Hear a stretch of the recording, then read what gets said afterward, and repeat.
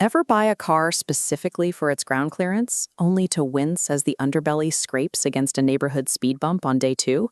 That millimeter number on the brochure represents the vehicle in its lightest possible state, a configuration far removed from the reality of a car full of passengers and fuel. To understand why, we have to look at how the car is measured.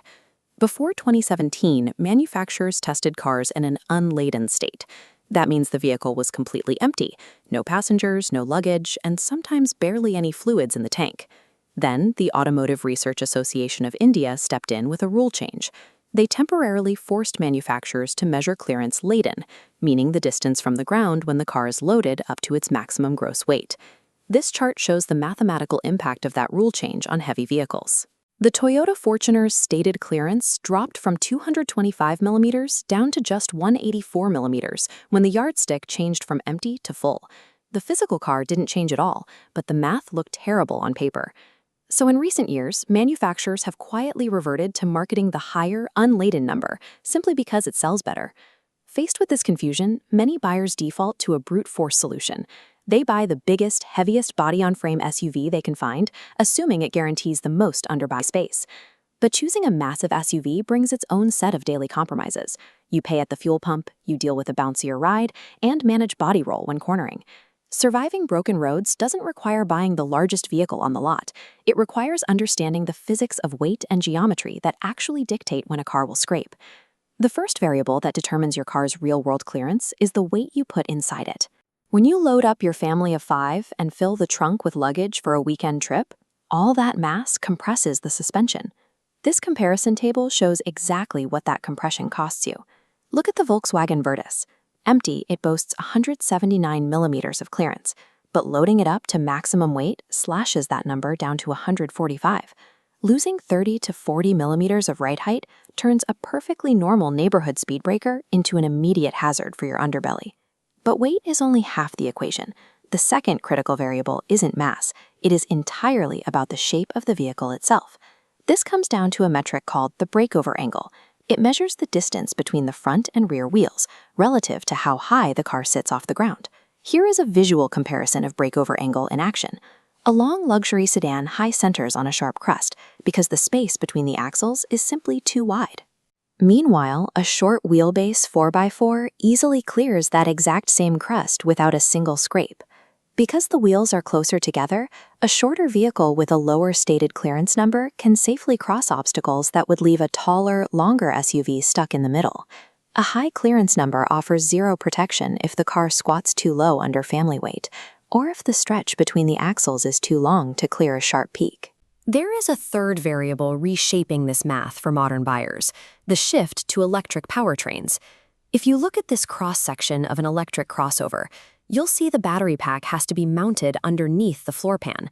That physical bulk immediately reduces the gap between the chassis and the road. We can see this penalty clearly by looking at cars sold with multiple powertrains. The petrol version of the Tata Curve, for example, sits at a comfortable 208 millimeters. Slot a long-range battery into that exact same body, and the clearance drops by 22 millimeters. You lose that height before anyone even steps inside the car. Puncturing an EV battery casing carries massive financial risk. Damage to underfloor components triggers out-of-warranty repairs costing between 3 and 5 lakh rupees.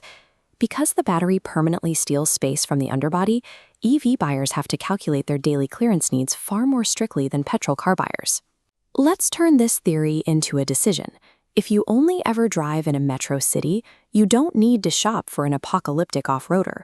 You just need to map your target ground clearance directly to the specific types of roads you drive on every day. Let's start by looking at the urban commuter. Your daily route consists almost entirely of smooth city tarmac and well-maintained colony roads.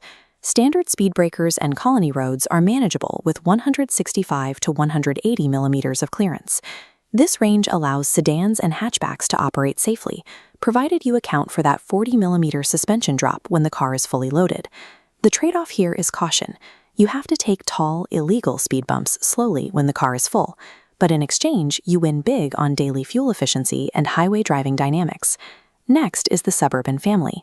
Your routes include unpredictable road maintenance, pothole-heavy stretches, and frequent monsoon waterlogging. To handle these obstacles without scraping, the 180 to 200 millimeter range is the ideal sweet spot. This extra height ensures that even after the car settles under load, you maintain enough air between your chassis and the water or broken tarmac.